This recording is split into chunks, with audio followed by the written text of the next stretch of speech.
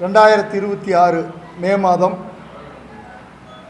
தமிழ்நாட்டில் புதிய ஆட்சி ஏற்பட்டுள்ளது.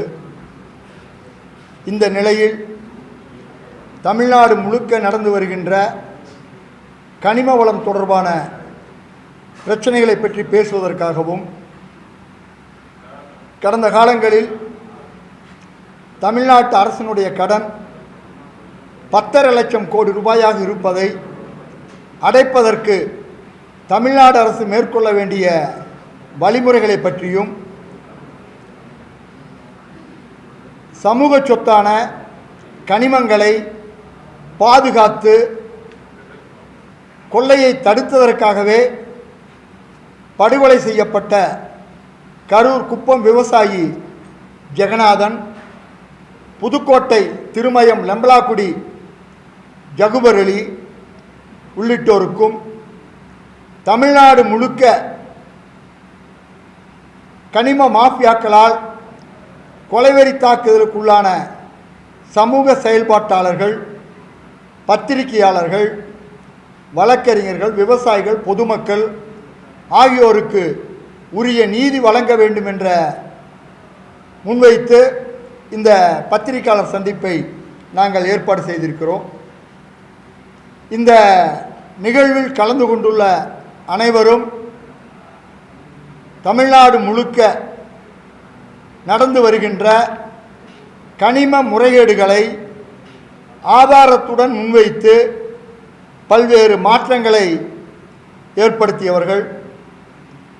அது தாதுமணல் கொள்ளையாக இருக்கலாம், கிரானைட் கொள்ளையாக இருக்கலாம், ஆற்று மணல் கொள்ளையாக இருக்கலாம், கல்குவாரி கொள்ளைகளாக இருக்கலாம். இதையெல்லாம் தொடர்ந்து போராடியது மட்டுமல்ல, அதையெல்லாம் தடுத்து நிறுத்தி பல்வேறு மாற்றுகளை ஏற்பாடு செய்துள்ள என்ற முறையில் தமிழ்நாடு அரசு செய்ய வேண்டியது என்ன என்பதை பற்றி தற்போது உங்கள் முன் தெரிவிக்க இருக்கின்றோம். முதலில் தமிழ்நாட்டில் மிக பெரும் பிரச்சனையாக இருப்பது தற்போது மணல் பிரச்சனை. இந்த மணல் பிரச்சனையை பொறுத்தவரை கடந்த 30 ஆண்டு காலமாக ஆற்று மணல் கொள்ளை என்று தொடர்ந்து நடந்தது. 2016-17 காவிரி ஆறு பாதுகாப்பு இயக்கம் என்ற ஒரு அமைப்பை தொடங்கி கரூர் மாவட்டத்தில் தொடர்ந்து காவிரி மற்றும் கொள்ளிடம் மணல் கொள்ளை எடுத்த போராட்டத்தில் அங்கிருந்த மணல் குவாரிகள் மூடப்பட்டது. அதைத் தொடர்ந்து நீதிமன்றம் தமிழ்நாடு முழுக்க இருந்த குவாரிகளை மூடியது, மணல் குவாரிகளை. அதற்கு பின்பு எம்சாண்ட் என்ற ஒன்றை தமிழ்நாடு அரசு அறிமுகப்படுத்தியது. அதனுடைய செயற்கை கல்மணல் என்று சொல்லக்கூடிய அந்த எம்சாண்ட் எடுப்பதற்கு நிலத்திற்கு கீழ் பூமியை தோண்டுவதும் மலைகளை உடைப்பதும் என கடந்த 9 ஆண்டுகளாக மிக பெரிய அளவில் கனிம கொள்ளை நடந்து அதனுடைய விளைவாக பல்வேறு நில அதிர்வுகளும் நிலச்சரிவுகளும் அதீத வெப்பமும் காலநிலை மாற்றம் என்பது போய் காலநிலை பிறழ்வும் பல்வேறு வாழ்வாதார பாதிப்புகளும் ஏற்பட்டது. இப்பொழுது தமிழ்நாடு அரசுக்கு நாங்கள் வைக்கின்ற முதன்மையான கோரிக்கை என்னவென்றால், தமிழ்நாட்டில் இருக்கக்கூடிய 33 ஆறுகளும் ஆறு என்ற தன்மையை இழந்து செத்து போய்விட்டது. ஆறு என்று சொன்னால் ஆறுகளில் மணல் இருப்பது மட்டுமல்ல, நீர்த்தாவரங்கள் இருக்க வேண்டும், ஆறுகளில் நுண்ணுயிர்கள் இருக்க வேண்டும், மீன் இருக்க வேண்டும், நண்டு இருக்க வேண்டும். ஆனால் இன்று எந்த ஆறுகளிலும் கிடையாது. அங்கே அடிமட்டம் வரை வெட்டி வண்டல் மண்ணில் சீமக்கருவேலம் முளைத்துத்தான் தமிழ்நாட்டினுடைய பெரும்பாலான ஆறுகள் இருக்கிறது. எனவே தமிழ்நாட்டு ஆறுகளில் மணல் அள்ளுவதற்கு வழி இல்லை. இன்று பெரிய சூழல் பாதிப்புக்கும் புவிக்கு பாதிப்புக்குமான செயற்கை கல்மணல் தயாரிப்பை தடுத்து நிறுத்தி தமிழ்நாடு அரசு வெளிநாடுகளில் இருந்து இயற்கை ஆற்று மணலை இறக்குமதி செய்ய வேண்டும் என்ற கோரிக்கையை தமிழ்நாடு அரசுக்கு முதன்மையாக வைக்கின்றோம். அதை கொள்கை அடிப்படையில் நடைமுறைப்படுத்த வேண்டும் என்று கோருகிறோம். ஏன் வெளிநாட்டு இயற்கை ஆற்று மணல், இங்கே மணல் கிடைக்கல, வெளிநாட்டில் எப்படி மணல் கிடைக்குங்கிற கேள்வி பலரும் எழுப்பலாம் என்று தென்கிழக்கு ஆசிய நாடுகளாக இருக்கக்கூடிய இந்தோனேஷியா, மலேசியா, பிலிப்பைன்ஸ் உள்ளிட்ட பல நாடுகளில் முழுக்க உங்களுக்கு தெரியும், கடந்த வாரம் கூட அங்கே 7.5 ரிக்டர் அளவு நில அதிர்வு ஏற்பட்டது, சுனாமி ஏற்பட்டது. அந்த பகுதிகளில் தொடர்ந்து அப்படி ஏற்படுவதால் அங்கே யாரும் கட்டிடம் கட்ட மணலை பயன்படுத்துவதில்லை, மரத்தால் ஆன கட்டிடங்கள் தான் கட்டுகிறார்கள். அங்கே எண்ணற்ற பல ஆறுகள் ஓடுகிறது. அந்த ஆறுகளில் சேரக்கூடிய மணலை அப்புறப்படுத்தியாக வேண்டும். இங்கே தான் 1 மீட்டருக்கு அனுமதி வாங்கிட்டு 30 மீட்டர் 40 மீட்டர் வெட்டுவது. அங்கே மணலை அப்புறப்படுத்த வேண்டிய தேவை இருக்கிறது. அதனால் அரசே என்ன பண்ணுறாங்கன்னா, மணலை ஆற்றிலிருந்து எடுத்துக்கொண்டு கடலுக்குள்ளே கொட்டுறாங்க, இல்லைன்னா தண்ணி ஊருக்குள்ளே வந்துருன்ட்டு. அப்படிப்பட்ட மணலை இங்கு இறக்குமதி செய்து கொடுப்பதற்கு, அது டன் ஒன்றுக்கு 1000 ரூபாய்க்கு இறக்குமதி செய்து கொடுக்க எண்ணூர் துறைமுகத்தில், சென்னை காமராஜர் துறைமுகத்தில், தூத்துக்குடி வஉசி துறைமுகத்தில் இறக்குமதி கொடுக்க நூற்றுக்கணக்கான நிறுவனங்கள் தயாராக இருக்கிறது. இதை ஏதோ சமூக செயல்பாட்டாளர் நாங்கள் மட்டும் சொல்லவில்லை. தமிழ்நாட்டினுடைய ஓய்வு பெற்ற மூத்த பொறியாளர் சங்கத்தினுடைய தலைவர் வீரப்பன் அவர்களும் இதை தொடர்ந்து வலியுறுத்தி வருகிறார்.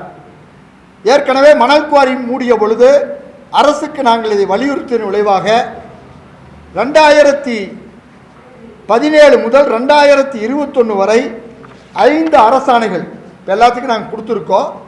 5 அரசாணைகள் இது தொடர்பாக போடப்பட்டிருக்குது. மாதம் 5 லட்சம் மெட்ரிக் டன் வெளிநாட்டு இயற்கை ஆற்று மணலை இறக்குமதி செய்வோம் என்று தமிழக அரசு போட்ட அரசாணை இது. இந்த அரசாணையை போட்டாங்களே ஒழிய மொத்தமாக 5 ஆண்டு காலத்திலும் சேர்த்து தமிழ்நாட்டில் இறக்குமதியான மணல் மொத்தமே 5,40,000 டன். ஆனால் நீங்கள் போட்டது மாதம் 5 லட்சம் மெட்ரிக் டன். மாதம் 5 லட்சம் மெட்ரிக் டன் இறக்குமதி செய்தால் தினசரி 7000 லாரி ரோடு கிடைக்கும். அதை மாதம் 15 லட்சம் மெட்ரிக் டன்னாக இறக்குமதி செய்ய வேண்டும் என்று தெரிவிக்கிறோம். ஏன்னா தமிழ்நாட்டினுடைய மொத்த மணல் தேவை தினசரி 21,000 லாரி லோடு தான். அதை எளிமையாக செய்துவிட முடியும். டன் 1000 ரூபாய்க்கு இறக்குமதி பண்ணும் பொழுது அரசு அதுக்கு கூடுதலாக விளைவிக்கும் பொழுது அரசுக்கான வருவாயும் கிடைக்கும். ஆனால் என்னென்னா எல்லாமே அக்கௌண்ட்டில் வரும், கணக்கில் வரும். ஒரு கைப்பிடி மணல் கூட என்ன பண்ண முடியாது. ஏன்னா துறைமுகத்தில் கண்டெய்னரில் இறங்குற மணலை யார் ஏமாற்றி எடுத்துகிட்டு போனால் அது எல்லாமே தெரிஞ்சு போயிடும். எனவே புதிதாக பதவியேற்றுள்ள அரசு உடனடியாக வெளிநாட்டு இயற்கை ஆற்று மணலை மாதம் 15 லட்சம் மெட்ரிக் டன் இறக்குமதி செய்வோம் என்ற கொள்கை முடிவை எடுத்து நடைமுறைப்படுத்த வேண்டும் என்று தமிழ்நாடு அரசை நாங்கள் வலியுறுத்துகின்றோம். அது மட்டுமல்ல, தமிழ்நாட்டில் இப்போ தமிழ்நாடு அரசு என்ன அறிவிச்சிருக்குதுன்னா, இயங்கிக் கொண்டுள்ள கல்குவாரிகளை நாங்கள் டிஜிட்டல் முறையில் ட்ரோன் வச்சு சர்வே செய்து ஆய்வு செய்யணும்னு சொல்கிறோம். நாங்கள் என்ன சொல்கிறோம்னா, தமிழ்நாட்டில் ஏதோ இப்பொழுது இயங்கிக் கொண்டிருக்கின்ற குவாரிகளில் மட்டும் முறைகேடு அல்ல, குறிப்பாக கல்குவாரிகளில் கடந்த 15 ஆண்டுகளில் மிக அதிகமான முறைகேடு நடந்திருக்கிறது. குவாரியினுடைய அகலத்திலும் நீளத்திலும் ஆழத்திலும் என மிகப்பெரிய முறைகேடு நடந்திருக்கிறது. எனவே இயங்கி முடித்த அனைத்து கல்குவாரிகளையுமே டிஜிட்டல் முறையில் ட்ரோன் சர்வே செய்து அரசு ஆய்வு செய்ய வேண்டும் என்ற கோரிக்கையை நாங்கள் முன்வைக்கின்றோம். இப்படி செய்யறதன் மூலம் இன்றைக்கி இயங்கிட்டு இருக்கிற குவாரின்னு சொல்லி சொன்னால் 2000 குவாரிகளை தான் சொல்கிறாங்க. ஆனால் தமிழ்நாட்டில் கிட்டத்தட்ட இயங்கி முடித்த குவாரிகள் கல்குவாரிகள் மட்டும் 9000 குவாரி. மொத்த தமிழ்நாட்டில் 12000 குவாரி. எல்லா குவாரியுமே கிரானைட்டு, சுண்ணாம்புக்கல், ஆற்று மணல், தாது மணல் மற்றும் குவாட்ஸு, இப்படி எல்லாமே சேர்த்து 12000 குவாரிகள் இருக்குது. இந்த குவாரிகளை எல்லாம் அரசு டிஜிட்டல் முறையில் ஆய்வு செய்யணும். இயங்கி முடிச்சிருச்சுன்னு சொல்லி அரசினுடைய கணக்கில் இருக்கிற தமிழ்நாட்டில் கடந்த 5 வருடங்களில் பார்த்தால் திருநெல்வேலி அடைவிதிப்பான் குளத்தில் நடந்த சேம்பர் செல்வராஜ் குவாரி அனுமதி முடிந்து 7 ஆண்டுகள் தொடர்ந்து இறங்கி இங்கே 6 பேர் இறந்து போனாங்க. அதே போல் சிவகங்கை மல்லாக்கோட்டையில் மேகா ப்ளூ மெட்டல் கல் குவாரி அனுமதி முடிந்து இயங்கிய குவாரி, அங்கே 6 பேர் சரிஞ்சு விழுந்து செத்து போனாங்க. கரூரில் என்டிசி என்ற ஒரு குவாரி, அங்கே கல் விழுந்து செத்து போனாங்க. அந்த குவாரி 5 வருஷம் இயங்கி முடித்த குவாரி. அது மட்டுமல்ல, ஈரோடு மாவட்டம் துரையம்பாளையத்தில் ஈஸ்வரி லோகநாதன் என்ற குவாரி, அதில் வெடி வைத்து 2 பேர் செத்தாங்க. அந்த குவாரி அனுமதி முடிஞ்சு 8 வருஷம் ஆன குவாரி. நாமக்கல் மாவட்டத்தில் சேந்தமங்கலம் தாலுக்காவில் கொண்டமநாயக்கம்பட்டியில் வெடி வைத்து 2 பேர் இறந்தாங்க. அந்த குவாரியும் 7 வருஷம் அனுமதி முடிந்த குவாரி. ஏன்னா அனுமதி முடிந்த பல குவாரிகளும் இப்படி சட்டவிரோதமாக இயங்குகிறது என்பதை நாங்கள் என்ன தனித்தனியாக சொன்னால் நாங்கள் எல்லாத்தையும் சொல்லுவோம். ஆனால் இது எல்லாமே உள்ளங்கை நெல்லிக்கனி போல எல்லோருக்குமே என்ன தெரியும், இந்த குவாரி இயங்குனது, அதில் படுகொலையான சம்பவங்கள், அதன் மீது அரசு எடுத்த நடவடிக்கைகள் என்று எல்லோருக்குமே தெரியும். எனவே இயங்கி முடித்த அத்தனை குவாரிகளையும் டிஜிட்டல் முறையில் ட்ரோன் சர்வே வைத்து செய்ய வேண்டும் என்ற கோரிக்கையை தமிழ்நாடு அரசுக்கு வைக்கின்றோம். அதே போல் இப்பொழுது இயங்கிக் கொண்டுள்ள குவாரியை மட்டும் செய்கிறாங்க, இதையும் முழுமையாக செய்ய வேண்டும் என்ற கோரிக்கை முன்வைக்கின்றோம். இதோடு இணைந்த வகையில் இன்னொன்றை தெரிவிக்கின்றோம். என்னன்னு கேட்டிங்கன்னா, இது மிகப்பெரிய அரசுக்கு வர வருவாயில் 50 விழுக்காடு பாதிப்பு ஏற்படக்கூடிய விஷயம்.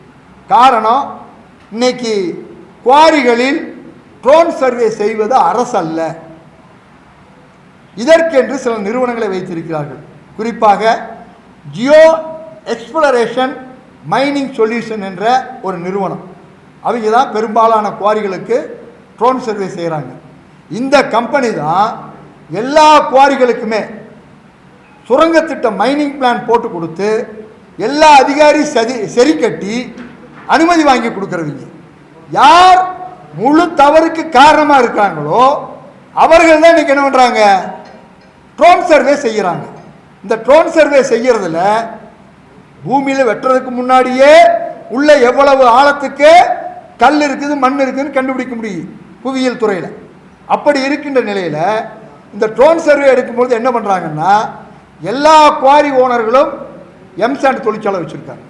அந்த எம்சாண்ட் செயற்கை கல்மணல் தயாரிக்கிறப்ப கழிவுகள் வரும், அது பல்வேறு விஷத்தன்மை உள்ளது. அந்த கழிவுகளை பூரா இந்த பாறைக்குழியில் கொட்டி கல் வெட்டாத மாதிரி காட்டி 50 விழுக்காடு 40 விழுக்காடு அவர்கள் வெட்டியதை என்ன பண்ணுறாங்க, குறைத்து காட்டுறாங்க. அதனால நாங்கள் அரசுக்கு என்ன கோரிக்கை வைக்கிறோம்னா, இந்த ட்ரோன் சர்வேல மிகப்பெரிய மோசடி நடக்கிறது. எனவே இதை பொதுமக்கள், பாதிக்கப்பட்ட விவசாயிகள், சமூக செயல்பாட்டு அடங்கிய குழு கண்காணிக்கணுங்கிறது ஒன்று. இன்னொன்று, ஒரு ட்ரோன் விலை 10 லட்சம் ரூபாய், அதிகபட்சம் ரொம்ப நவீனம்னு சொன்னால் 30 லட்சம் 40 லட்சம். தமிழ்நாட்டில் 38 மாவட்டம் தான்.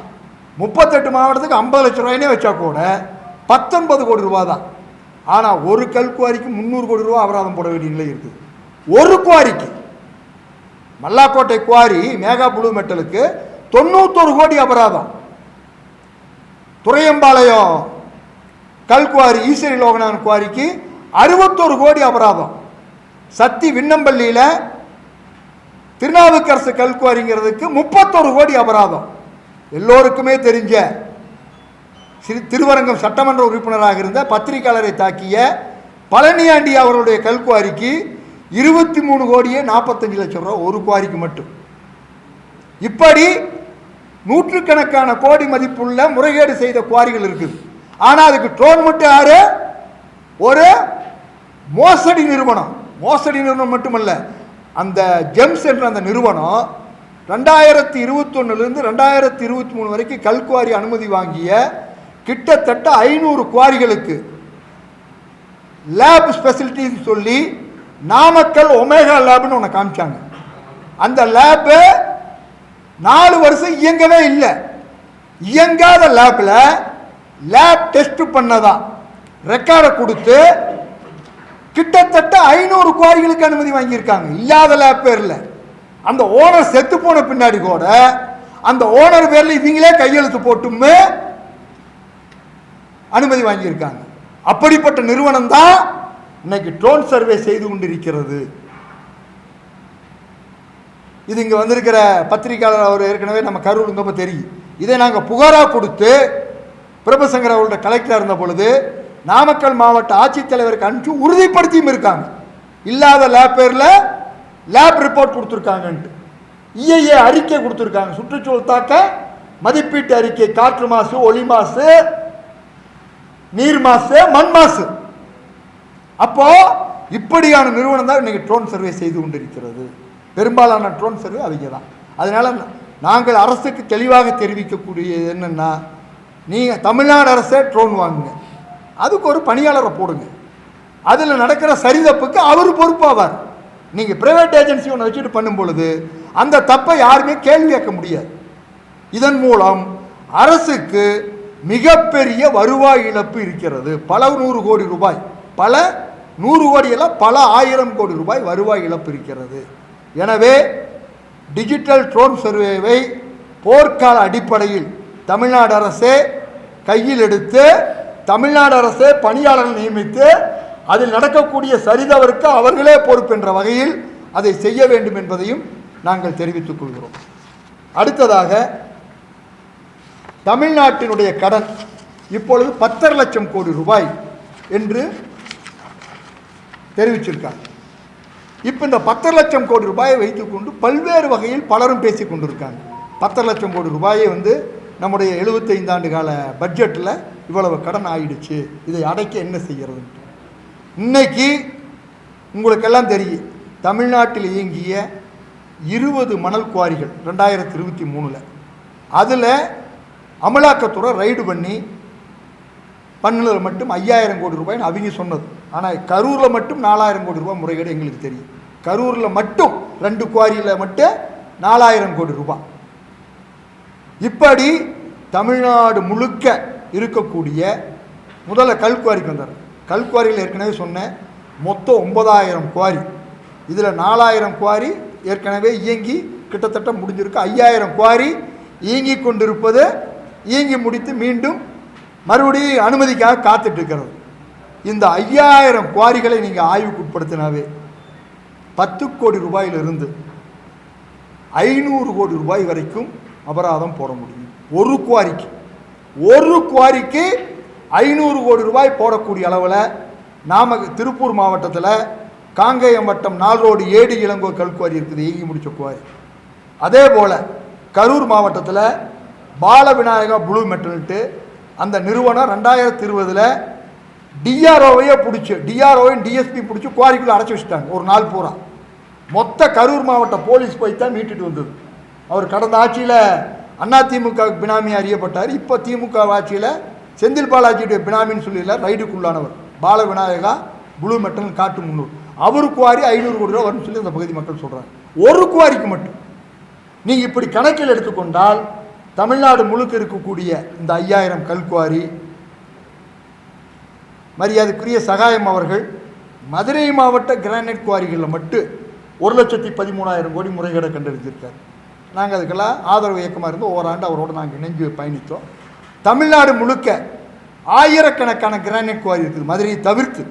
இன்றைக்கி கிருஷ்ணகிரியில் இருக்கிறதெல்லாம் கேள்வியாப்பறம் இல்லை. கிருஷ்ணகிரியில், தருமபுரியில், கரூரில், எல்லா மாவட்டங்களிலுமே கிரானைட் குவாரி இருக்குது. ஆனால் அதெல்லாம் எதுவுமே ஆய்வுக்கு உட்படுத்தப்படவில்லை. எனவே கல்குவாரி மட்டுமல்ல, அனைத்து கிரானைட் குவாரிகள் 30 ஆண்டுகளாக மணல் கொள்ளை நடந்திருக்குது. எல்லாத்துக்கும் எல்லாம் தெரியும். நீதியரசர்கள் இருந்து இங்கே இருக்கக்கூடிய அரசியல்வாதியிலேருந்து எதிர்கட்சியாக இருந்தாங்கன்னா மணல் கொள்ளை ஏற்று பேசுவாங்க, ஆளுங்கட்சியாக வந்தால் அவர்களே அதை செய்வாங்க. இத்தனைக்கும் நமக்கு என்ன இருக்குது, இன்றைக்கெல்லாம் எவ்வளவு இருந்தது எவ்வளவு அள்ளிட்டாங்க கணக்கிட முடியாதுன்னெலாம் கிடையாது. எல்லாத்தையுமே 2000 என்ன கேட்டிங்கன்னா டிஜிட்டல் முறையில் நம்ம இணையத்தில் போனாவே எவ்வளவு இருந்தது என்று நாம் அந்த எல்லைகளை பாதுகாத்து கொள்ள முடியும். அப்படி 30 ஆண்டுகளாக நடந்த மணல் கொள்ளை. இப்போ ஒரே ஒரு உதாரணத்துக்கு சொல்கிறோம். கோயம்புத்தூரில் செங்கல் சூளை பிரச்சனை தடாகம் பகுதிகளில், அதற்காக அரசு ஒரு குழு நியமித்து ஆய்வு பண்ணி பல்வேறு நீதிமன்ற தீர்ப்புக்கு பின்னாடி விவசாயிகள் நிலத்தில் சட்டவிரோதமாக மண் அள்ளிஇருந்தால் அதுக்கு அபராதம் போட்டுட்டாங்க. அங்கிருந்து 40 கிலோமீட்டர் 50 கிலோமீட்டர் தள்ளி கூட அந்த செங்கல் சூளைக்கு தேவையான மண்ணை அள்ளுது. இப்போ 600 கோடி அளவிற்கு செங்கல் சூளைக்கு மண் அள்ளுன்னு விவசாயிகளுக்கு போடப்பட்டிருக்குது. நாம் தப்புன்னு சொல்ல மாட்டோம், ஏன்னா அது சட்டப்படி என்னது தான், சரியானது தான். யாரும் மண் எடுத்து சூளைக்கு அனுமதி இல்லாமல் என்ன பண்ணக்கூடாது, வித்தாது இல்லீகல் மைனிங். நான் எதுக்காக சொல்றேன், இதை கண்டறிய முடியும் என்பதற்காக இன்னைக்கு நடைமுறையில் அதை செய்து நீதிமன்றமே நேரடி மேற்பார்வையில் அதை செய்து முடித்திருக்கான்ற வகையில் சொல்கிறோம். எனவே இப்படியான வகையில் இதைவிட மிகப்பெரிய கொள்ளை தாதுமணல் கொள்ளை. இன்னைக்கு கடலோரத்தில் தூத்துக்குடி, திருநெல்வேலி, கன்னியாகுமரி மாவட்டங்களில் கடலோரத்தில் எந்த மணல் தேரிகளுமே கிடையாது. ஊர் பேரே மணப்பாடு, பெருமணல், மணவாளக்குறிச்சி இப்படியெல்லாம் இருந்தது. அங்கே பூரா மிகப்பெரிய அளவிற்கு 60 அடி 70 அடி உயரத்தில் மணல் திட்டு இருந்தது, தேரி மணல். அது முழுக்க கடற்கரை காற்றை தடுத்து எல்லாம் ஒழுங்குபடுத்திட்டு இருந்தது. அதை மட்டும் அள்ளினது மட்டுமல்ல, கடலையும் சேர்த்து எள்ளி பல லட்சம் கோடி ரூபாய் முறைகேடு நடந்திருக்குது. சுண்ணாம்புக்கல் குவாரி அதே போல தான். அதனால தமிழ்நாடு அரசு கல்குவாரி உட்பட இன்னைக்கு கல்குவாரி கவனம் எடுத்து பண்ணுறாங்க, வரவேற்கத்தக்க விஷயம். அனைத்து குவாரிகளையும் ஆய்வு செய்தால் எண்ணி 6 மாதத்தில் தமிழ்நாடு அரசினுடைய கடனை கட்டிவிட முடியும். அரசுக்கு பணம் மிச்சமாக இருக்கு. அரசு சொன்ன திட்டங்களுக்கான தொகை வந்துவிடும். இதுதான் யதார்த்தம். இந்த 10 லட்சம் கோடி என்பது தமிழ்நாட்டில் பெரிய விஷயமே அல்ல. ஏதோ திரைப்பட பாடல் சொன்ன மாதிரி, என்ன வளம் இல்லை இந்த திருநாட்டில், ஏன் கையை ஏந்த வேண்டும் என்ற வெளிநாட்டின் வகையில் இங்கு இருந்த அத்தனை கனிம வளத்தையும் கனிம மாஃபியாக்கள், அதிகாரிகள், அரசியல்வாதிகள் என கூட்டு சேர்ந்து மிகப்பெரிய கொள்ளையடித்திருக்கிறார்கள். அப்படி கொள்ளையடிச்சதுனால தான் கரூர் போன்ற தொகுதியிலெல்லாம் ஆளுங்கட்சி எதிர்கட்சி 2 பேருமே 300 கோடி ரூபாய் செலவு பண்ணியிருக்காங்க. ஒரு சட்டமன்ற தொகுதியில் 2021 எலெக்ஷன்லையும் சரி, 2026 எலெக்ஷன்லையும் சரி, ஒரு வாக்காளருக்கு 40,000 வரைக்கும் கொடுத்துருக்காங்க பெனிஃபிட்ஸ். எப்படி? எல்லாமே கனிம குவாரிகளுடைய, கனிம மாஃபியாக்களுடைய பணம் இவங்களுக்கு பல்வேறு வகையில் வந்து சேருது. இன்னொரு பக்கம் இவர்களே மாஃபியாக்களாகவும் இருக்காங்க. அரசியல்வாதிகளே, அமைச்சர்களாக இருந்தவர்களே, மாவட்ட செயலாளராக இருக்கிறவங்களே, ஒன்றிய செயலாளராக இருக்கிறவங்களே மிகப்பெரிய கல்குவாரி, கிரானைட் குவாரி அதிபர்களாக இருக்காங்க. எனவே இதை செய்தாலே தமிழ்நாடு அரசினுடைய கடன் அடைக்கப்பட்டு விடும் என்பதை தமிழ்நாடு அரசுக்கு நாங்கள் தெரிவிச்சுக்கிறோம். அடுத்ததாக புதிய அரசு செய்ய வேண்டியது, ஏற்கனவே உயர்நீதிமன்றம் நியமித்து உச்சநீதிமன்றம் உறுதிப்படுத்தி மரியாதைக்குரிய சகாயம் அவர்களை அட்வொகேட் கமிஷனராக போட்டு மதுரை கிரானைட் முறைகேடை 2014 டிசம்பர் முதல் 2015 நவம்பர் வரை ஆய்வு செய்து 1,13,000 கோடி ரூபாய் முறைகேடு நடந்துள்ளது என்ற அறிக்கையை தாக்கல் செய்தார். இன்று வரை அந்த அறிக்கை வெளியிடப்படவே இல்லை. தமிழ்நாடு அரசு உடனடியாக அந்த அறிக்கையை வெளியிட்டு அதன் மீது நடவடிக்கை எடுக்க வேண்டும். அதே போல தூத்துக்குடி மாவட்டத்தில் முழுமையாகவும், திருநெல்வேலி மாவட்டத்திலும், கன்னியாகுமரி மாவட்டத்திலும் பெயரளவிலும் நடந்த 2013 ஆகஸ்ட் செப்டம்பரில் தமிழ்நாடு அரசு நியமித்த ககன்தீப் சிங் பேடி ஐஏஎஸ் அவருடைய குழு ஆய்வு செய்தது. அதன் மீது நடவடிக்கையும், ஆய்வு செய்யாத பகுதிகளின் மீது நடவடிக்கை எடுக்க வேண்டும் என்கிற கோரிக்கை நாங்கள் முன்வைக்கின்றோம். அதே போல் 2017 சென்னை உயர்நீதிமன்ற மதுரை கிளை காவிரி கொள்ளிடம் ஆறுகளில் மணல் குவாரிகளை ஆய்வு செய்ய ஒரு குழு நியமித்தது. மனோன்மணியம் சுந்தரனார் பல்கலைக்கழகத்தினுடைய தாவரவியல் துறை தலைவர் ரவிச்சந்திரன், மதுரையினுடைய மூத்த வழக்கறிஞர் சரவணன் மற்றும் அழகுமணி கொண்ட குழு 8 நாள் கரூரில் தொடங்கி கும்பகோணம் சாமிமலை வரைக்கும் ஆய்வு செய்து மிகப்பெரிய அறிக்கை கொடுத்தாங்க. அந்த அறிக்கையின் மீதெல்லாம் எந்த விதமான நடவடிக்கையும் இதுவரை எடுக்கப்படவில்லை. எனவே தமிழ்நாடு அரசு ஏற்கனவே கிடப்பில் போட்டு வச்சிருக்க இந்த அறிக்கையில் இதெல்லாம் அரசுக்கு லட்சக்கணக்கான கோடி ரூபாய் வருவாய் வரக்கூடிய விஷயம். இங்கே நாம் எதற்கோ ஒன்றிய அரசு எதிர்பார்த்து கேள்விகள் கேட்டுட்டு இருக்கிறோம். ஆனால் கையிலேயே நமக்கு வெண்ணெய் இருக்குது. இதை நடைமுறைப்படுத்த வேண்டும் என்ற கோரிக்கையை, சகாயம் ஆய்வுக்குழு அறிக்கையை உடனடியாக வெளியிட வேண்டும் என்று கேட்டுக்கொள்கிறோம். இன்னைக்கு அரசாங்கமே சாராயம் விற்குது, அரசாங்கமே டாஸ்மாக் கடை நடத்துது. ஆனால் தமிழ்நாட்டில் ஆண்டுக்கு 1 லட்சம் கோடி ரூபாய் வருவாய் வரக்கூடிய கனிம சுரங்கங்களை அரசு ஏற்று நடத்துவதில்லை. அரசு ஏற்று நடத்துவதில்லை. 2021 திமுக அரசு தன்னுடைய தேர்தல் வாக்குறுதியில் 200வது வாக்குறுதியாக சொன்னாங்க. 2021 இப்போ சொல்லலை, 2021 திமுக அரசு பதவி ஏற்றதுன்னா கிரானைட் குவாரிகளை எல்லாம் அரசே ஏற்று நடத்த, அடுத்தடுத்த குவாரிகளை படிப்படியாக அரசு ஏற்று நடத்துன்னு சொன்னாங்க. அதெல்லாம் வெறும் வாக்குறுதியாக மட்டும் போயிடுச்சு. நாம் இப்போ சொல்வது தமிழ்நாட்டில் இருக்கக்கூடிய கல்குவாரி, கிரானைட் குவாரி, சுண்ணாம்புக்கல் குவாரி உட்பட அனைத்து குவாரிகளையும் டாஸ்மாக் போல சாராயத்தை விற்கிற அரசாங்கம் ஏற்கனவே நமக்கு அதுக்குன்னு ஒரு டாமின்னு ஒரு நிறுவனம் இருக்குது இப்பவும். அதை பொறுப்பில் வச்சு எடுத்தால் சட்டவிரோதமாக நடப்பதற்கு அதிகாரிகள் பொறுப்பாவார்கள். அப்போ முறைப்படுத்தல் என்பது நடக்கும். அதிமுக 2021 வரைக்கும் ஆட்சியில் இருந்த காலத்தில் தமிழ்நாடு அரசுடைய கனிம வருவாய் வெறும் ஆண்டுக்கு 150 கோடி, ஆண்டுக்கு 180 கோடி. திமுக அரசில் அதை 1850 கோடி வரைக்கும் காமிச்சாங்க.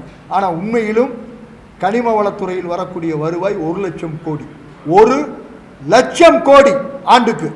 இந்த 1 லட்சம் கோடியை ஓட்டவாளி மாதிரி அதிகாரிகள், அரசியல்வாதிகள் மற்றும் மாஃபியாக்கள் திருடிக்கிறாங்க. மக்களுக்கு வந்து சேருவதில்லை. அதனால் இன்னைக்கு சாராய கடத்தின 5000 சாராய கடை இருக்குது, இதுக்காக பணியாளர் நியமிக்கிற மாதிரி தமிழ்நாட்டில் இருக்கக்கூடிய 5000 சுரங்கு இருக்குதுன்னா அது எல்லாமே தமிழ்நாடு அரசு. ஏன்னா நிலம் மட்டும்தான் அவர்களுக்கு சொந்தம். நிலத்துக்கு கீழே 3 அடிக்கு கீழே இருக்கிற கனிமங்கள் எல்லாமே சமூக சொத்து, அரசாங்க சொத்து. அதை அரசு எந்த நேரமும் நிலம் ஒருத்தர் கொடுக்கும் பொழுது என்ன பண்ணுது, அரசுக்கு தேவையான எடுத்துக்கொண்டு தான் கொடுக்குறாங்க. அப்போது தாராளமாக என்ன செய்ய முடியும், அரசு செய்ய வேண்டும். டாஸ்மாக் போல கல்குவாரிகளை அரசே ஏற்று நடத்த வேண்டும் என்ற கோரிக்கையை முன்வைக்கின்றோம். அடுத்ததாக தமிழ்நாட்டினுடைய பிடித்த மிகப்பெரிய சாபக்கேடு என்னன்னு கேட்டிங்கன்னா அதிகாரிகள், குறிப்பாக கனிம வளத்துறை அதிகாரிகள். தமிழ்நாட்டில் இருக்கக்கூடிய இந்த 20 ஆண்டுகளில் பணியில் இருக்கக்கூடிய 90 விழுக்காடு கனிம வளத்துறை ஏடி, ஜேடி, டிடி, உதவி இயக்குனர், துணை இயக்குனர், இணை இயக்குனர் எல்லாருமே நேரடியாக லஞ்ச புகாரில் சிக்கினவர்கள். எல்லாத்து மேலே 17B சார்ஜ் இருக்கு. ஆனால் இவங்க மேலே என்ன இல்லை, யாரும் ஜெயிலுக்கு போகலை, யாரும் சஸ்பெண்ட் ஆகலை, யாரும் வேலைக்கு வராமல் இல்லை. லஞ்சம் வாங்கி பணத்தை பிடிச்சிட்டாங்கன்னா என்ன பண்ணுவாங்க, கொஞ்ச நாள் ஹெட் ஆஃபீஸில் வச்சுருப்பாங்க, திரும்ப தாட்டி விட்டுருவாங்க. எனவே அது மட்டுமல்ல, விருதுநகர் மாவட்டத்தைச் சேர்ந்த கல்குவாரி உரிமையாளர் சங்கத்தினுடைய செயலாளர் நாராயண பெருமாள் அவர்கள் நேரடியாக ஒரு தொலைக்காட்சியில் வந்து பேட்டியை கொடுத்தாரு. ஒரு கல்குவாரிக்கு அனுமதிக்குன்னு போனால், ரினியூவலாக இருந்தாலும் சரி, புதிய குவாரியாக இருந்தாலும் சரி, அனுமதிக்குன்னு போனால் 5 லட்சம் ரூபாய் கொடுத்தால்தான் டேபிளில் முதல்ல என்ன பண்ணு A1 அறிவிப்பே வெளியே வரும் அப்படின்னு முகிலன் சொன்னால் ஏதோ கால்பில் சொல்கிறதா இருக்குது. இங்கே இருக்குன்னு சொன்னாங்கன்னா கால்பில் சொல்கிறதா இருக்கலாம்.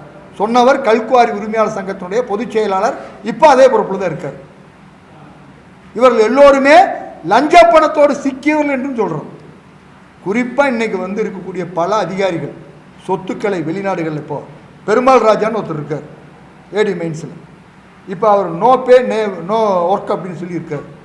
ஆப்பிரிக்காவில் போய் சுரங்கம் வாங்கி வச்சுருக்கார். ஆறு அரசு துறையில் அதிகாரியாக இருக்கவர் ஆப்பிரிக்காவில் சுரங்கம் வாங்கி வச்சுக்கிட்டு பெருமாள் ராஜா என்ற நான் ஒரு பானை சோற்றுக்கு ஒரு சோறு பதங்கிற வகையில் ஒரு அதிகாரி பற்றி சொல்கிறேன். பல நாடுகளில் சொத்தை வாங்கி வச்சுருக்காங்க.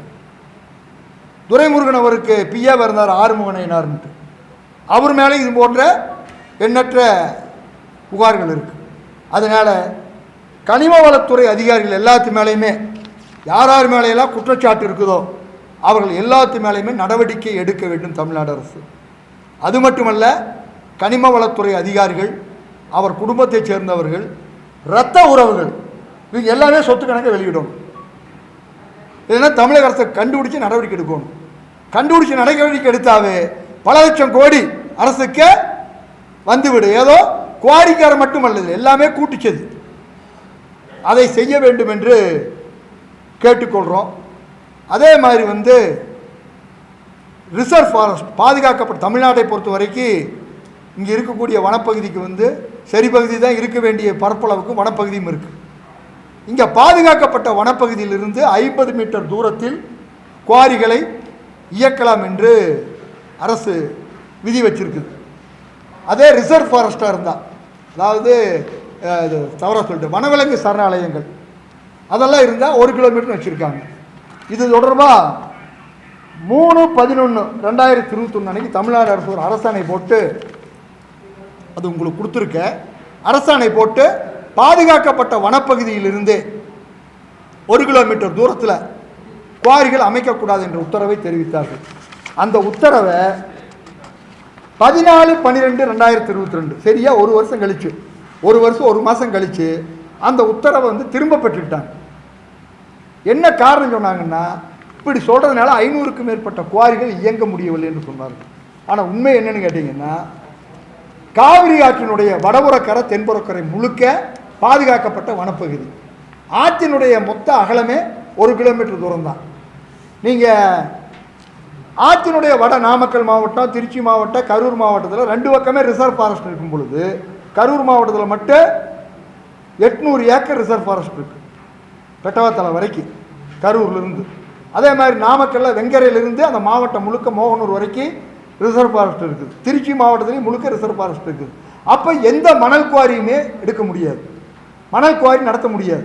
இவங்க சொல்கிற விதிப்பறி, இவங்க சொன்னதே கல்குவாரிக்கான்னு சொன்னாங்க. ஆனால் உண்மையில் செய்தது என்னது? மணல் குவாரிக்காக. அந்த மணல் குவாரி நடத்தியதிலும் முறைகேடு என்று சொல்லித்தான் அமலாக்கத்துறை இங்கே 5 மாவட்ட ஆட்சித்தலைவர் மேலே நடவடிக்கை எடுத்தது. எனவே நாம் சொல்வது, எதிர்கால தலைமுறையின் நலனுக்காக, இயற்கையின் நலனுக்காக, எல்னினோவெல்லாம் இன்னைக்கு பேசிட்டு இருக்கிறோம். காலநிலை மாற்றம் என்பதை காலநிலை பிறழ்வு என்று பேசிட்டு இருக்கிறோம். இந்த நிலையில் வனப்பகுதியிலிருந்து என்ன நீங்கள் ஒன்றுமே இல்லை, ரிசர்வ் ஃபாரஸ்ட் ஒட்டி நீங்கள் வெடி வைக்கும் பொழுது அந்த வெடிச்சத்தத்தில் நான் சாதாரண பட்டாசு வச்சாவே நாயெல்லாம் பிச்சுட்டு ஓடும், ஆடெல்லாம் பிச்சுட்டு ஓடும். நீங்கள் வெடிச்சத்தம் வரும்பொழுது அங்கே இருக்கிற உயிரினுடைய கற்பமே கலைஞ்சு போயிடும், செதஞ்சு போயிடும். அதுக்காகத்தான் அதை வச்சிருக்கிறோம். சட்டங்களை எதுக்காக வைக்கிறாங்க? அவனுடைய பாதிப்பு என்னங்கிறதுக்காகத்தான். மனிதன் மட்டும் இந்த நாட்டில் கிடையாது, பல்லுயிர்களும் இங்கே இருக்கணும். எனவே பாதுகாக்கப்பட்ட வனப்பகுதி என்று சொல்லக்கூடிய வனப்பகுதி ரிசர்வ் ஃபாரஸ்டிலிருந்து 1 கிலோமீட்டர் தூரத்திற்கு குவாரிகளை அமைக்க அனுமதி கொடுக்க மாட்டோம் என தமிழக அரசு முடிவை எடுக்க வேண்டும் கேட்டுக்கிறோம். அதே மாதிரி தொல்லியல் சின்னங்கள் ஏற்கனவே 300 மீட்டர் இருந்தது. 2021 இதே அரசாணையில் தொல்லியல் சின்னங்களுக்கு 500 மீட்டர்னு கொடுத்தாங்க. ஆனால் இன்றைக்கி எல்லாம் நாங்கள் பார்த்தோம்னா புதுக்கோட்டையில் சித்தனவாசல், குடுமியான் மலை, சித்தனவாசல் எல்லாம் அஜந்தா எல்லார ஓவியத்துக்கு நிகரான குகை ஓவியங்கள் உள்ள பகுதி. சித்தனவாசல் எல்லாம், இது குடுமியான் மலையெல்லாம் குகை சிற்பங்கள் இருக்கக்கூடிய பகுதி. ஆனால் இன்றைக்கி அதையெல்லாம் ஒட்டி வெறும் 300 மீட்டர் 400 மீட்டர்லேயே குவாரிகள் இருக்குது. அதை வைக்கக்கூடிய வெடி பூரா அதை அப்படியே ஆட்டுது. இவன் போர் குழி போட்டு டொமால்னு வைப்பான். அரசு சொல்லக்கூடிய நாண வெடியாக வைக்கிறாங்க கிடையாது, யாரும் கேட்பார் கிடையாது. குடுமியான் மலையில் 2-3 தூணே சரிஞ்சு போய் அப்போ உதயச்சந்திரனுடைய கவனத்துக்கு அந்த பகுதியை மட்டும் நிறுத்தினாங்க. சித்தனவாசல்களை எதுவுமே பண்ணலை. எனவே தொல்லியல் சின்னங்கள் இருக்கிற பகுதியிலிருந்து 1 கிலோமீட்டர், ஏன்னா மனிதனால் உருவாக்க முடியாத ஒன்று. ஒரு நாட்டினுடைய வரலாறு என்று சொன்னால், தமிழ்நாடுக்கு தொல்காப்பியர் காலத்திலேருந்து 5000 ஆண்டு கால வரலாறு இருக்குதுன்னு சொல்லி சொன்னோம்னா, அதற்கு அடிப்படை இங்கே இருக்கக்கூடிய தொல்லியல் சின்னங்கள் தான். அதை பாதுகாக்க வேண்டியது மிக பெரும் கடமை. அமெரிக்காவிலெல்லாம் 300 வருஷம் வரலாறு தான், அதை அவங்க மிகப்பெரிய அளவில் பாதுகாக்கிறாங்க. ஆனால் இங்கே பல ஆயிரம் ஆண்டு வரலாறு கொண்ட மனிதனால் இன்று கையாள முடியாத திறன்மிக்க, இன்றைக்கெல்லாம் குகை ஓவியம் போட சொன்னால் யாருனால முடியும்? இன்றைக்கி அதற்கான நுட்பமெல்லாம் அழிஞ்சிடுச்சு, அழிக்கப்பட்டாச்சு. எனவே இதை பாதுகாப்பதற்காக தொல்லியல் சின்னங்களிலிருந்து 1 கிலோமீட்டர் தூரத்திற்கு குவாரிகளை அமைக்கக்கூடாது என்ற கோரிக்கையை தமிழ்நாடு அரசுக்கு வைக்கின்றோம். அடுத்ததாக, கனிம மாஃபியாக்களால் படுகொலை செய்யப்பட்டவர்கள், இந்த படம் எங்க எல்லாத்துக்கும்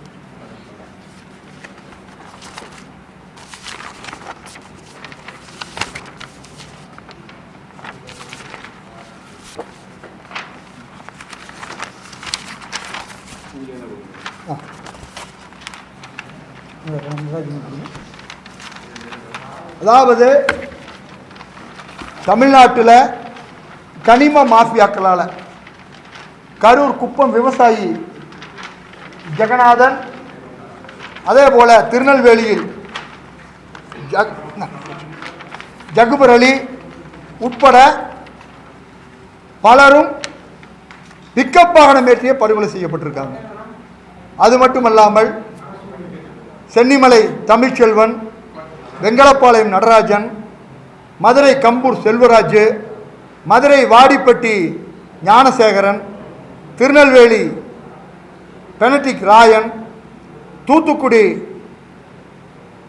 ஆலந்தா சுடலைமுத்து, பேட்மா நகரம் முத்துச்செல்வன், ஏனாதிமங்கலம் ராஜா என்ற பலரும் கொலைவெறி தாக்குதலுக்கு உள்ளாகி, அந்த படங்கள்ல இதில் காட்டியிருக்கோம், கொலைவெறி தாக்குதலுக்கு உள்ளாயிருக்காங்க. இந்த நிலையில் தமிழ்நாடு அரசுக்கு ஜெகநாதன் படுகொலைக்கு திமுக அரசு இரங்கல் கூட தெரிவிக்கல. அரசு சொத்தை பாதுகாத்து கொடுத்தவர் அவருக்கு ஒரு குவாரி மூடுகிறாரு, மூடின குவாரிக்கு பல கோடி ரூபாய் அபராதம் போடப்படுது. ஆனால் அந்த ஜெகநாதன் படுகொலைக்கு அரசு இரங்கல் கூட தெரிவிக்கவில்லை. அவர் திமுக கிளை செயலாளர் கூட, திமுக கிளை செயலாளர் 5000 ஓட்டு கேண்டிடேட்டாக அறிவிக்கப்பட்டவர், அமைச்சர் செந்தில் பாலாஜிக்கு நெருக்கமான உறவினர், எம்எல்ஏ ஏடி இளங்கோவுக்கு தொழில் கூட்டாளி. செத்தவருக்கு 4 நாள் பாடி வச்சு போராடணும் கரூரில். ஆனால் அவருக்கு இரங்கல் கூட இந்த அரசு தெரிவிக்கவில்லை. எனவே புதிதாக பதவியேற்றுள்ள தமிழக அரசு, ஏன்னா தமிழ்நாடு முதலமைச்சர் தற்போது இருக்கக்கூடிய ஜோசப் விஜய் அவர்கள் தூத்துக்குடி படுகொலை நடந்த பொழுது நேராக அந்த குடும்பங்களுக்கு சென்று ஆறுதல் தெரிவித்தார், உதவி செய்தார். அதே போல இப்போ ஆட்சிக்கு வருவதற்கு முன்பு தமிழ்நாடு முழுக்க காவல்துறை மரணங்களில் காவல்துறையால் கடத்தி செல்லப்பட்டு படுகொலையான குடும்பங்களை எல்லாம் சந்தித்து ஆறுதல் தெரிவித்தார். அப்படிப்பட்டவர். இவங்க யாரும் எந்த தனி நோக்கத்திற்காக இருந்தாலும் சமூக சொத்தை பாதுகாக்க வேண்டும் என்பதற்காக செயல்பட்டவர்கள். அவர்களுடைய படுகொலை செய்த குடும்பத்திற்கு இரங்கல் தெரிவிக்க வேண்டும். ஏற்கனவே இதுபோன்று படுகொலை செய்யப்பட்ட அரசு அதிகாரி தூத்துக்குடி லூர்து பிரான்சிஸ், திருநெல்வேலி நாங்குநேரி காவல்துறையைச் சேர்ந்தவர்களுக்கு அரசு 1 கோடி ரூபாய் இழப்பீடு கொடுத்து ஒருவருக்கு வேலை கொடுத்தார்கள். சம்பளம் வாங்கிட்டு வேலை செய்கிறவங்களுக்கே நீங்கள் கொடுக்குறீங்க. எந்த எதிர்பார்ப்பும் இல்லாமல் செய்த இவர்களுக்கு எந்த இதுவும் இல்லை. எனவே படுகொலை செய்யப்பட்ட ஜெகநாதன் குடும்பத்திற்கும் ஜகுபர் அலி குடும்பத்திற்கும் 1 கோடி ரூபாய் அரசு இழப்பீடு வழங்கியும் அந்த குடும்பத்தைச் சேர்ந்த ஒருவருக்கு அரசு வேலையும் வழங்க வேண்டும் என்று கேட்டுக்கொள்கிறோம். அது மட்டுமல்ல, அந்த கொலைவெறி தாக்குதலுக்குள்ளான பலரும் இங்கு இருக்கிறார்கள். அவர்கள் அவங்க அனுபவங்களை சொல்லுவாங்க பின்னாடி. இன்னைக்கு வரைக்கும் அதில் எஃப்ஐஆர் மட்டும் போடப்பட்டிருக்குது. அதில் வெங்கலப்பாளையம் நடராஜனுக்கு சிஎஸ்ஆர் மட்டும் போட்டாங்க, எஃப்ஐஆர் போடலை. 3 மாதம் போராடித்து எஃப்ஐஆர் போட வச்சோம். ஒரு எஃப்ஐஆர் மேலே கூட பிஎன்எஸ் ஆக்ட் பிரகாரம் எஃப்ஐஆர் போட்டால் 60 நாளில் சார்ஜ் ஷீட் போடணும், குற்றப்பத்திரிகை தாக்கல் செய்யணும். ஆனால் எதன் மீதும் இன்னைக்கு வரைக்கும் எந்த நடவடிக்கையும் இல்லை. எனவே உடனடியாக இவர்கள் எல்லோரும் சமூகத்தினுடைய சொத்துக்கள், சம்பளம் வாங்காத அரசு பணியை செய்தவர்கள்.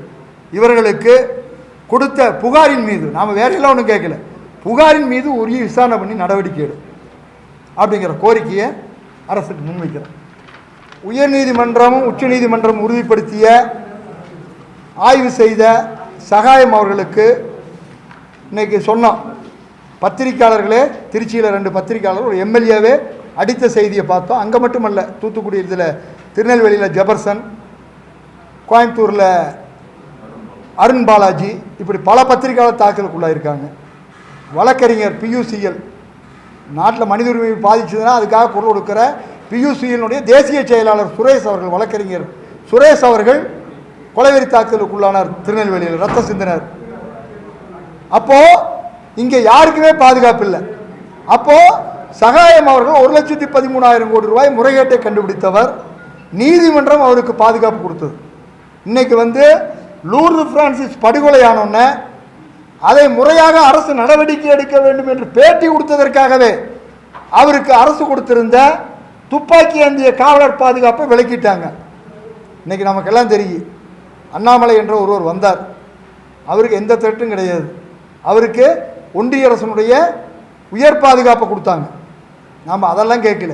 இந்த மண்ணுக்காக நீதிமன்றம் நியமித்து ஆய்வு செய்தவர், என்ன கண்டுபிடிச்சாலும் அதை அப்படியே அரசுக்கு தெரிவித்தவர். அவருக்கு கொடுத்த பாதுகாப்பை விலக்கி கொண்டிருக்காங்க. உடனடியாக திமுக அரசு விலக்கிய சகாயம் ஐஏஎஸ் அவர்களுக்கு கொடுத்த பாதுகாப்பை உடனடியாக தமிழ்நாடு அரசு வழங்க வேண்டும் என்று கேட்டுக்கிறோம். அடுத்தபடியாக இன்னொன்னு சொல்லிடுறோம், மாதம் ஒன்றுக்கு 100 கோடி ரூபாய் லஞ்சம் ஏற்கனவே இருந்த திமுக அமைச்சருக்கு கொடுக்கப்பட்டது என்று, ஒவ்வொரு குவாரிக்கும் 3 லட்சம் ரூபாயிலிருந்து 5 லட்சம் ரூபாய் வாங்கி கொடுத்தோம் என்று கல்குவாரி உரிமையாளர் சங்க செயலாளர் சொல்லியிருக்கார். எனவே மாதம் 100 கோடி, வருடம் 1200 கோடி, அது மட்டுமல்ல 5 வருஷத்துக்கு 6000 கோடி ரூபாய். எது இதில் மட்டும் லஞ்சம். இது இல்லாமல் குவாரி பெர்மிட்டுக்கு போனீங்கன்னா அது ஏக்கராக்கு 3 லட்சம் ரூபா, கிரானைட் குவாரிக்கு போனீங்கன்னா 30 லட்சம் ரூபா. இதெல்லாம் தனி கணக்கு. மாதம் மாதம் குவாரி இயங்குறதுக்கு மட்டும் இவ்வளவு லஞ்சத்தை இங்கே அமைச்சர் வாங்கினாருன்ட்டு நேராக கல்குவாரி அசோசியேஷனே சொல்லியிருக்காங்க.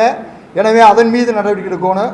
அது மட்டுமல்ல, இங்கே எல்லாத்துக்குமே தெரியும், தமிழ்நாட்டினுடைய மொத்த சுற்றுச்சூழல் பாதுகாப்புக்கு பொறுப்பு சுற்றுச்சூழல் தாக்க மதிப்பீட்டு ஆணையம், SEIIA, state environmental impact assessment authority, அவங்க தான் பொறுப்பு.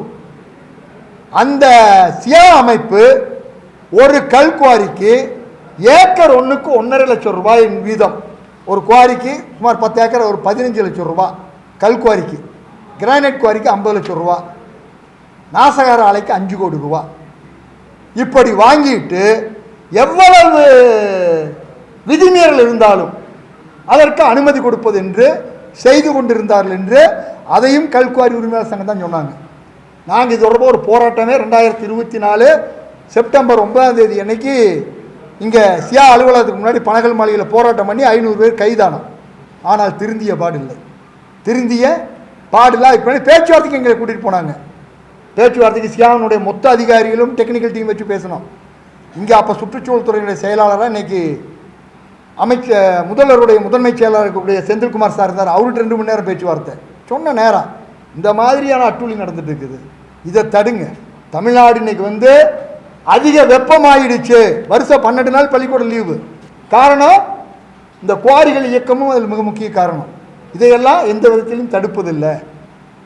இங்கே அதீத வெள்ளம், தூத்துக்குடியில் ஒரே நாளில் 90 சென்டிமீட்டர் மழை பெய்யுது. இப்படியான நிலைக்கெல்லாம் காரணம் எது?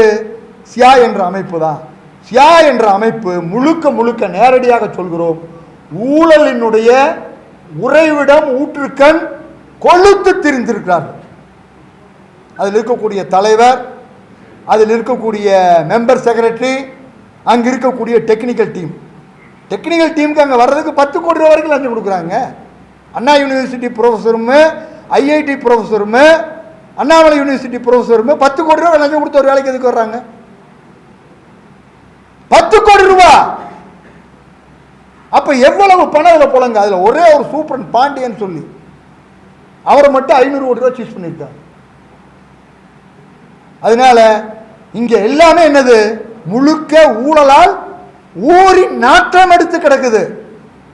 சியா சொல்லுவாங்க, அது தேர்தல் ஆணையம் போல யாருக்கும் கட்டுப்படாத, அரசுக்கு கட்டுப்படாத ஒரு அமைப்பு என்று.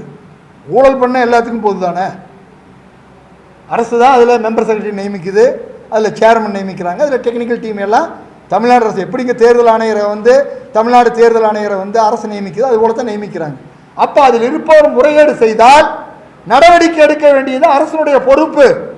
தமிழ்நாடு அரசு சியாவில் இருந்த அத்தனை டெக்னிக்கல் டீமில் இருந்த ஆட்கள், அதில் இருந்த மெம்பர்ஷிப் சேர்மன் உட்பட அனைவர் மீதும் நடவடிக்கை எடுத்து சொத்தையெல்லாம் பறிமுதல் செய்யணும். அவ்வளவு பணம் குவிஞ்சு கிடக்குது, அதன் மீதான நடவடிக்கை எடுக்கணும். அது மட்டுமல்ல, தமிழ்நாட்டில் 60,000 கிலோமீட்டரில் தேசிய நெடுஞ்சாலை இருக்கு, NH. பல லட்சம் கிலோமீட்டர் மாநில நெடுஞ்சாலை, மாவட்ட சாலைகள், MDR சாலை, ODR சாலைகள், ஊராட்சி சாலைகள் இருக்குது. இந்த சாலைகளில் அதிகப்படியான கனிம, கிராம சாலையில் 10 டன்னுக்கு ஏற்ற முடியும் சட்டப்படி. 10 டன்னா ஒரு டிராக்டர் லோடு, ஒரு யூனிட் 3 M3 இதை ஏற்ற முடியும். தேசிய நெடுஞ்சாலையில் 16 சக்கர வாகனத்தில் அதிகபட்சம் 48 டன்னு தான் கொண்டு போக முடியும். ஆனால் நீங்கள் இட மிஷின் பாருங்கள், எங்காச்சும் 100 டன்னு கம்மியான அடமிஷன் இருக்கா? அரசனுடைய சாலை 50 டன்னுக்கு மேலே கிடையாது, 50 டன்னுக்கு மேலே கிடையாது. அதெல்லாம் உங்கள் இணைப்பில் நாங்கள் கொடுத்துருக்கோம். ஆனால் அடமிஷன் பூரா என்னது 60 டன் இருந்தால் பரவாயில்ல, எல்லாமே 100 டன். இப்படி அதிக எடையுள்ள கனிமங்களை ஏற்றி செல்வதால் கிராம சாலை, மாவட்ட சாலைகள், மாநில சாலைகள், தேசிய நெடுஞ்சாலைகளில் மட்டும் தமிழ்நாடு அரசுக்கு தமிழ்நாட்டில் ஆண்டுக்கு 30,000 கோடி ரூபாய் இழப்பு ஏற்படுது. நம்ம வரி பணத்தில் மிகப்பெரிய அளவிற்கு மாநில அரசும் சரி ஒன்றிய அரசும் சரி சாலைகளுக்கு செலவு பண்ணுறாங்க. 8 வருஷம் இருக்க வேண்டிய சாலை 3 மாதத்தில் உடஞ்சி போயிடுது, 3 வருஷத்தில் இல்லாமையே போயிடுது. ஏற்கனவே 2017 வாக்கில் இங்கே ஒரு அதிகாரி நடவடிக்கை எடுத்தார். 15 இந்த சென்னையிலேயே கார்பரேஷனில் அவரை தூக்கி போட்டாங்க. யாரெல்லாம் ஒழுங்காக சாலை போடலையோ அதை பண்ணாங்க. நான் சொல்கிறது ஒழுங்காக போடாத ஒன்று ஊழல் ஒன்று, இன்னொன்று அதில் அதிக பாரம் என்று சுப்ரீம் கோர்ட்டே சொல்லுது. அதிகப்படியான எடை ஏற்றி சென்றால் ஒரு டன்னுக்கு 20,000, அடுத்தடுத்த டன்னுக்கு 2,000 ரூபா போடணும், பொது சொத்துக்கு சேதாரம்னு வழக்கு போடணும்ட்டு சுப்ரீம் கோர்ட் ஜட்ஜ்மெண்ட் அது உங்களுக்கு கொடுத்துருக்கு, எல்லா தேதியிலுமே கொடுத்துருக்கிற அந்த அனெக்சரில் இருக்குது. பொது சொத்துக்கு சேதாரம் வழக்கு போடணும்ட்டு. ஆனால் எந்த வழக்கும் யார் மீதும் போடப்பட்டதில்லை. இன்னொரு மிக முக்கியமான விஷயம், கல்குவாரிகளில் அதிகப்படியாக கனிமங்கள் எடுக்கப்பட்டதை நாம் சொல்கிறோம். அதிகப்படியான கனிமங்களை எடுக்கப்பட்டதை நாம் சொன்னோம்னா அதற்கு அரசாங்கம் என்ன பண்ணுது, அபராதம் போடுது. வரவேற்கின்றோம். அதற்கு 1 மடங்கிலிருந்து 15 மடங்கு அபராதம் போடுறாங்க. அந்த கல்லினுடைய அளவு அதில் வந்துடுது. உதாரணத்துக்கு பழனியாண்டி என்ற எல்லா டாக்குமெண்ட் கொடுத்துருக்கு, எல்லாமே அனெக்சர் கொடுத்துருக்கு. அந்த பழனியாண்டி என்ற ஒரு இதை முடிச்சோம். பழனியாண்டி என்ற ஒருவர் கரூர் மாவட்டம் சிவாயம் வடக்கில் குவாரி செய்கிறாரு. எம்எல்ஏ ஆன பின்னாடி அனுமதி இல்லாத குவாரியில் அதில் 5,43,000 கியூபிக் மீட்டர் எடுக்கிறார். அவருக்கு அபராதம் 23,45,00,000. 5,43,000 கியூபிக் மீட்டர்னா 15 லட்சம் டன்னு. 1 கிலோ வெடிமருந்து 6 டன்னு தான் அவுட்டன் கொடுக்கும். அதுதான் மைன்ஸ் ஆக்டில் வந்து இருக்கிறது, சுரங்கத்திட்டத்தில் இருக்கிறது. 1 கிலோ வெடிமருந்து 6 டன்னு தான். அப்போ 15 லட்சம் மெட்ரிக் டன் வேணும்னா 250 டன் வெடிமருந்து வேணும். 250 டன் வெடிமருந்துன்னா 25 லாரி கணக்கில் வச்சுக்கணும். 25 6 சக்கர லாரியில் வெடிமருந்து ஏற்றினா தான் 250 டன் வரும். இந்த வெடிமருந்து எங்கிருந்து வந்தது யாராச்சும் கேட்டிருக்காங்களா? பல்வேறு அமைப்புகள் மேலே நக்சலைட் அமைப்பு, தீவிரவாத அமைப்புன்னு சொல்லி காக்கில் வெடிமருந்து வச்சிருந்தான்னு வாழ்க்கை பூரா ஜெயிலில் இருக்காங்க. ஒரு சட்டமன்ற உறுப்பினர் அவருடைய ஒரு குவாரிக்கு மட்டும் 25 லாரி கரூர் கோடங்கி, இது பல்லட கோடங்கி பாளையத்தில் எழில் ப்ளூ மெட்டல் ஒரு குவாரி, அந்த குவாரியில் மட்டும் 810 டன்னுங்க, 81 லாரி. நீதியரசர் பரத சக்கரவர்த்தி சொன்னார், பூமித்தாயின் வயிற்றை அறுத்து ரத்தத்தை குடிக்கின்ற கல்குவாரி உரிமையாளர்கள் சொல்லி போட்டு சொன்னார். அடுத்தது, ஏன் இவன் மேலே கிரிமினல் வழக்கு போடல, வெடிமருந்து வழக்கு ஏன் போடலன்னு சொன்னோன்னு உடனே அவசரமாக ஓடி போய் சுப்ரீம் கோர்ட்டில் போய் ஏபி போட்டு வாங்கிட்டு வந்துட்டாங்க. நாம் கேட்பது, ஒவ்வொரு கல்குவாரிக்கும் இவ்வளவு வெடிமருந்து வருது, 25 டன்னு, 50 டன்னு, 100 டன்னு, 1000 டன்னு, இது 250 டன்னு வெடிமருந்து, 25 லாரி. இது எங்கிருந்து வந்ததுன்னு அரசு கண்டுபிடிக்கும். ரூட் தெரியணும்ல. ஏன்னா வெடிமருந்து தொழிற்சாலை அரவங்காடில் அரசு வெடிமருந்து தொழிற்சாலை இருக்குது.